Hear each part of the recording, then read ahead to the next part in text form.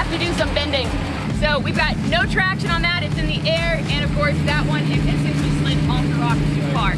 So totally avoidable if he had listened to his spotter. What's up, E3 OffRoad? So today is Sunday. It is the final day of our Merus Adventure Park event. It's an E3 exclusive event, and it has been day after day absolutely incredible. If you've missed the previous videos, definitely go back and watch them. But today is special because today is the VIP event. As you can see, it's a smaller group, it's a little more private, but it's gonna be a lot of fun. Today, this morning, we're gonna basically do as much teaching and learning using the stepchild as our prop as we possibly can, and basically fill all these guys' heads with as much information, driving skills, spotting skills, etc., that we can. And it's gonna be a blast. Are y'all ready? Yeah! All right, let's learn some stuffs. When faced with a big rock that's almost vertical, if you're trying to get up it, you don't just turn into it and just jam the gas. I would first front locker, and you're just gonna slowly feed in the gas because the binding is what's gonna break stuff. Sometimes you actually want to work the steering wheel and work the tire to get everything kind of moving, and it kind of frees it up. But the first thing you come across any obstacle you want to do is you want to scout it. I highly recommend, still as a driver, getting out and taking a minute to walk it, because that will help you learn to pick out your own lines. And honestly, and part of it's just practice. Again, the more time you spend behind the wheel and the more time you spend spotting and watching, you know, your lines, the more familiar you'll get, the better you'll get at it, and the more confident you'll be. It's honestly, people ask me how I learned to spot. It's just practice. So in the whole time he's doing this, as a spotter, I'm watching and trying to keep in mind what all four tires are currently doing, but also what all four tires are about to be doing as he continues to move forward. If this tire comes up, is that tire dropping, or is that also climbing a rock? How is that going to affect the suspension? How is that going to affect the body? Is it going to lean? Is it going to stay stable? Stuff like that's really important, and you're just, essentially, you're picturing new stuff in your head the whole time when it comes to spotting. So right there, I just hit my front locker. You saw it was like spinning and not wanting to go anywhere. All right, so he's saying basically right there, it didn't want to climb without the lockers, so all he did was lock the front for a second to get the front to start pulling him upwards. So right there, you see how it's slipping, so it's just turning this left front. I'll just hit the front, I'll hit the front locker, and it comes right up. Little driver, so I'm trying to angle to make sure I get his driver's side tire up on top of the peak of this rock right here. Straighten up, you're gonna come down on this driver's side.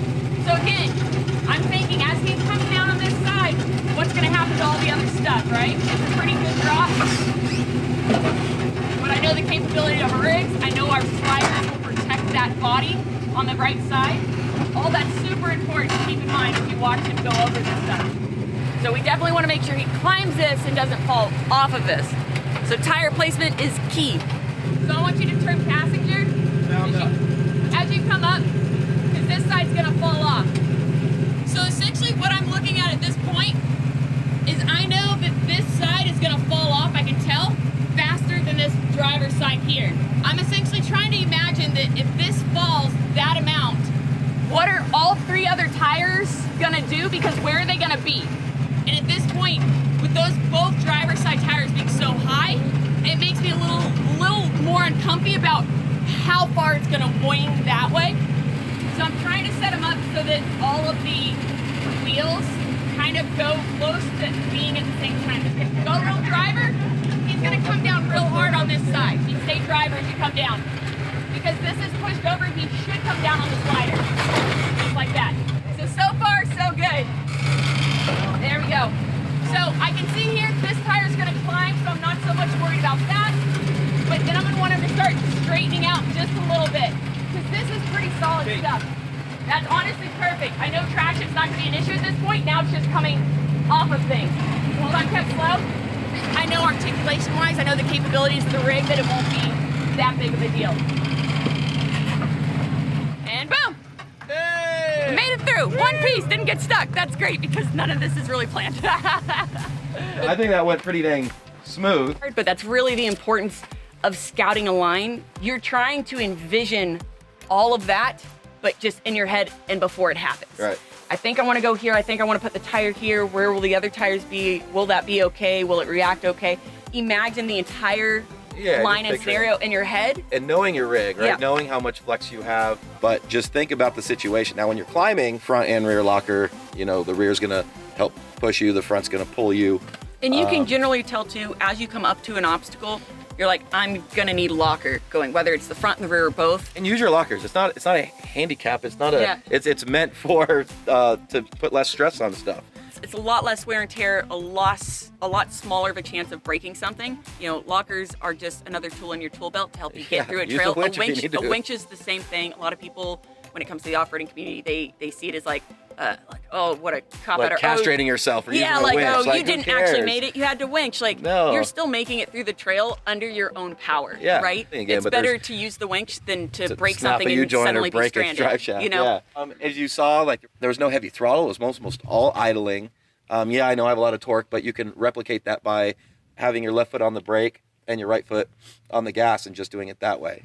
It's so important at that point to not be weight transferring. So on throttle, on brake, off brake. That weight shifting, transferring the weight of the vehicle Slide is what you slides down the the hill or tires up the down, hill, around, yeah. and off your line completely. And it can be something really tiny where you just fall off a little rock, or it could be something where it's very detrimental and suddenly you have body damage or you roll your vehicle. Being able to, you know, 2-foot, it's a key skill, like, as a driver, and it'll change your life in terms of off-roading and being on the trails, because it makes everything so much smoother. Always put it in manual mode first gear, especially on the newer vehicles like the JL, because anytime, if you have it in drive, if it detects like tire slipping and stuff, your nannies kick in, it'll actually cut your power. So I just locked the rear because I started getting here and I was bellying out or hitting an arm or something was happening. So now I'm fully locked. Right there. Yeah, perfect. So he already knew, because again, we scouted it, so he kind of has an idea of what that rock is. So I actually just had him turn a little more into it. I don't want him to climb with the sidewall. I want to try to get him on at least some lugs. All right, now passenger. So, and again, trying to figure out what the rest of the vehicle's doing. So what I did was I unlocked the rear and I just locked the front. It might get into the quarter a little bit, but we've got some armor, and it's so small. Keep cutting passenger.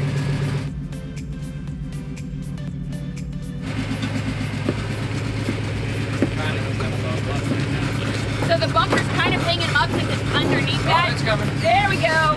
Woo-hoo.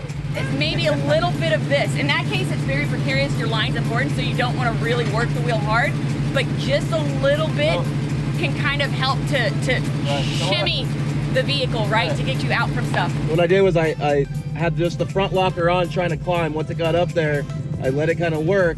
And then right where it finally climbed, I locked the rear locker again, and I shimmied the wheel, and it kind of went up. So none of this, you can see, like a lot of this is all like just very precise and feeling and little movements. There's nothing, when you see these people just wah, wah, wah, wah, wah, and trying to get through, like it's usually not needed, especially in a high traction area. No, that looks scary. So does that. But this tire is really stuck. So that's giving a lot of pressure back that way, if that makes sense. It's keeping him stabilized, you know, from just toppling over. Stay hard, passenger. I don't know if you'll be able to get it without hitting the fender light. Actually, that might be good. So again, this is all familiarity with the vehicle. We know what it can and can't do. And even though I'm the spotter, in some cases it looks bad, I still have to trust him in the driver's seat because he's familiar with how that vehicle feels. Yeah, I mean, I don't know if undercut-wise it'll climb though, Kev. That's a pretty... Got just a little bit. No, don't turn that way. Go. Just go back, straight. Kev, if you still want to make this line, maybe just put a rock right there just to get you a little higher. Or do you want to just go super angled? Just go, keep turning.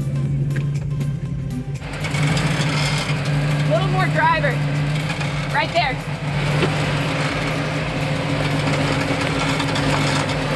You're on the whole front diff. Right there. Don't go any further back. Don't go further back. Basically, can I not put my right rocker, my right slider into that rock and pivot, like come down off of this, off the right front, and use my slider and just like literally pivot around the whole thing? He wants to get the slider right up on that, and then try to use the slider to pivot the back end of the vehicle around so he can take this at a different angle. May or may not work, we'll see. Different direction. Make sure you get the slider. They can handle that.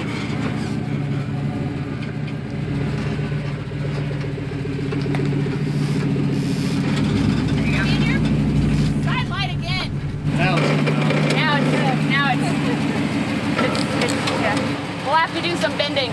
So that, in that case, was totally avoidable if he had listened to his spotter. Oh, we're going over. We're going over. My back end's too far under me. Oh, you slid off it. And Kevin knows. He was like, oh, that's it. He knows what that tipping point is and what it feels like in the vehicle. So we've got no traction on that. It's in the air. And of course, that one, it essentially slid off the rock too far. So the best course of action at this point is probably to hook a winch line to like the roll cage, just to keep the body pulled this way. And that'll help to level out, and hopefully he'll be able to just climb out of it with a little help leverage on this side. All right, guys, if you are down there, just make sure you're in a position that you can back up, please. Yeah, because he doesn't need much. He just needs that tire to start climbing up and back over, and all of these will start to go downhill, so it won't be as extreme. So nice and slow. That's right, you kicked out a rock. There's a rock on the front wheel. Turn a little passenger as you go, Kev. Just as you go, nice and slow. There we go. All right. Teamwork! I honestly think, if you had listened at the beginning, I guarantee that's all, the line you had right at the beginning, that's all you needed was one or two good-sized rocks. So now, because he had slid off, it slid the whole rear end kind of that away. So we're kind of just maneuvering to try to get the rear end a little bit more in that direction. Hopefully this works. Right there. There you go. Again, just using the slider to pivot. Shout out to Next Adventure Motorsports. Back up one more time, driver. So now I'm just lining him up so this driver's side tire hopefully hits the rocks, and hopefully the rocks don't fall off under him. Right there. Yep. There you go. Watch, like, every time reverse forward, like it's all really smooth. It's not too much like back and forth and jerky. A little bit to the driver's side. Hold on, hold on, hold on. Before you start pushing this back off of it, I'm gonna restack them a little different because some of them are moving. Yep. There we go. Let's make the pile wider. So part of the problem is my wheelbase right now. The part of the problem is my wheelbase right now, because I'm trying to climb this ledge that's cut downward. At the same time, I'm trying to climb up that. So if I was shorter on the other side or longer to where the front end could climb first, it would make a difference. But this is where we're at. Yeah, I mean, if you can come right about here, I think. Are those pretty stable if you wiggle? Good thing I have my Freemasons here today. Build me a highway. So what Kevin was saying right there, though, part of this is a wheelbase issue too, because Brite, as he's coming up against this to climb, he's also trying to climb a back leg right there, which is just makes it a little more. Say hard passenger. All right, stop real quick. Back up driver just a little bit. I want you a little bit more this way. Right there, yeah. Yep. I need you just a few more inches this way. Yeah, back up just like you are. All right, right there. Hard passenger. So right now the biggest issue is just the undercut of that rock. So every time he wants to climb, it's trying to cut him under and push him. So I'm trying to get him on this side of that undercut. Yep, just enough for that tire to grab and start to climb. Okay, hard passenger. No? It's because what's happening is where I'm at, it's pushing my back end sliding. That's pushing the back end that way. That's why I need my back end over there. I need rear steer. You can still come a little bit more this way though. But get that, I'm saying after you get the rear end back over. That's fine. I'm trying to get my rear. If I get my rear way over, it might work, but I can't really get my rear over. There you go. A little more. No, a little more. All right, last one, and then I'm just gonna go out that way. Hard pass.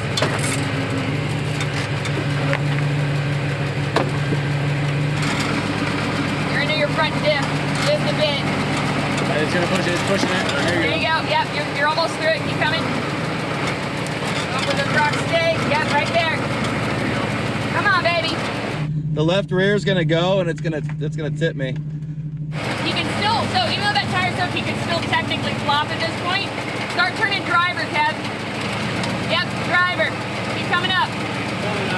Yep, keep coming. As it shifts, it may or may screw them or not. The whole Jeep's gonna move around, so we might be able to get past that rear diff. We're already over it. There we go. I only needed 6 dudes on the. Oh. Keep it locked, because we only got traction in one spot basically right now. Keep climbing that Keep rock. coming.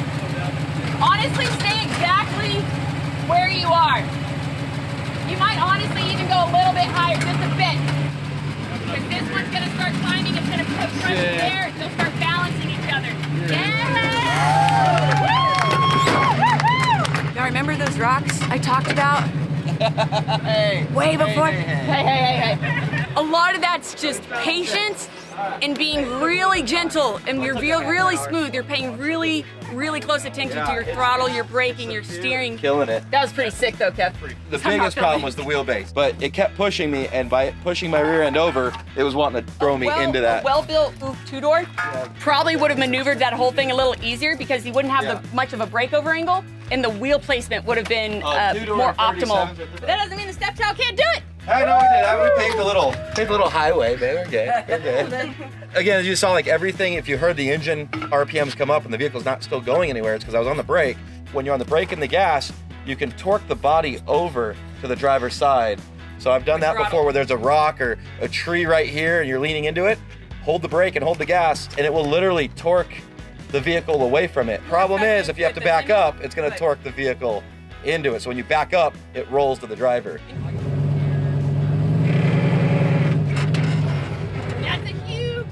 Right? Your arm getting tired yet, buddy? He's been sitting there like 45 minutes of footage. I appreciate you. And I heard yesterday on the trail, you were spotting people through a really difficult obstacle. It was one spot and it was a whole lot simpler than this. But that's how it starts, and that's where, again, the more you do it, whether it's seat time in the driver's seat or it's out on the rocks, getting practice spotting, like, that's how you get good at it. Yes. It's just practice. But designate your spotter, because there's nothing more frustrating on the trail than having 7 people yelling directions at you at the same time.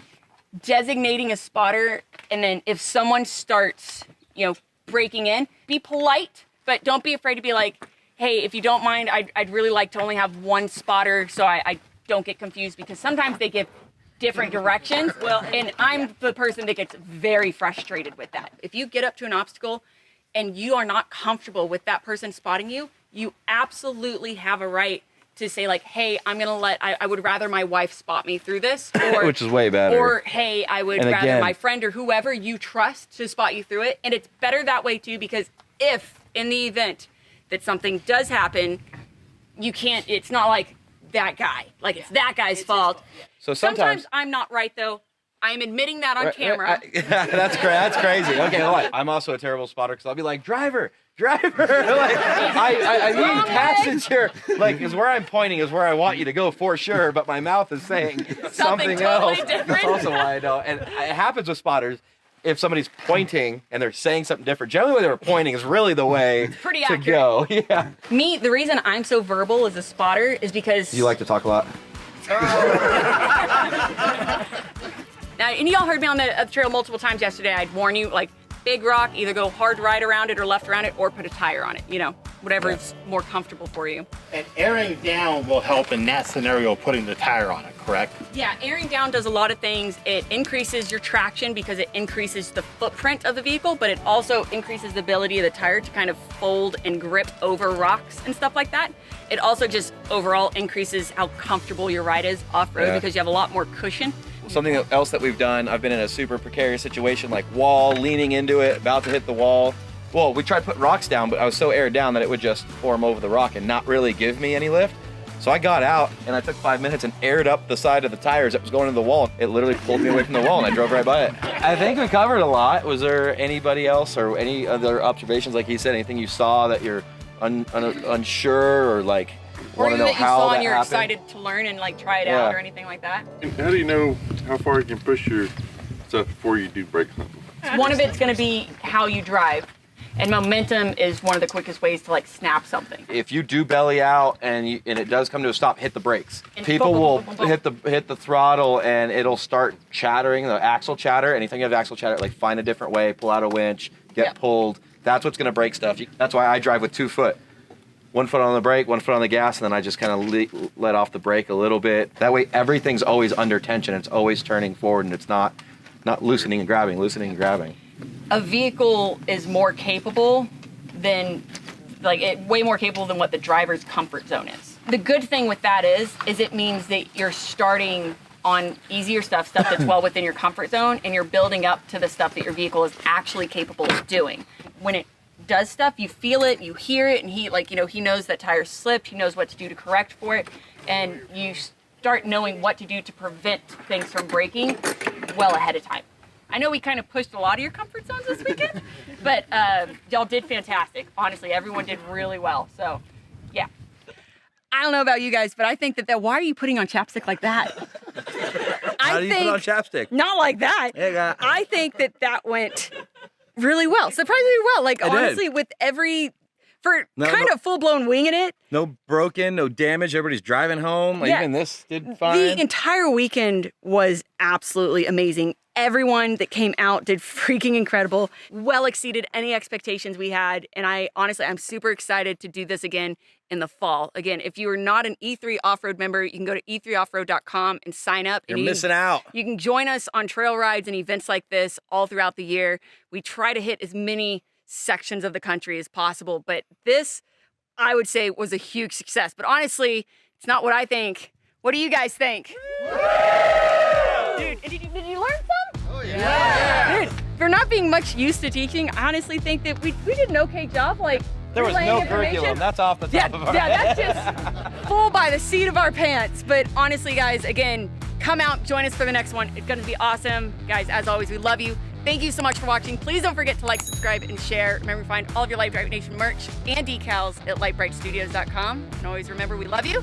And we'll see you next time. Bye! Mwah!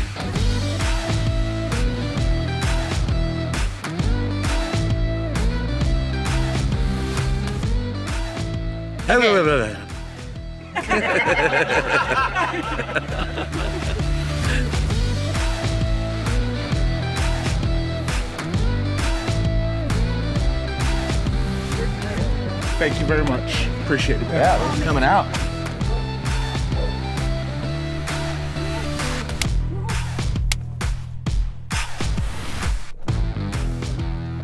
Thank you. Bye-bye. Thank you guys. Nice, Y'all are yeah. really special. Thanks for coming out, guys.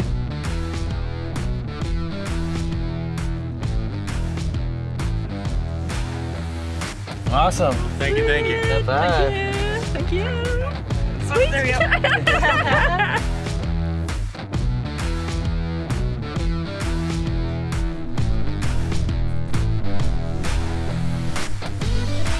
Sweet. The most amazing people in life.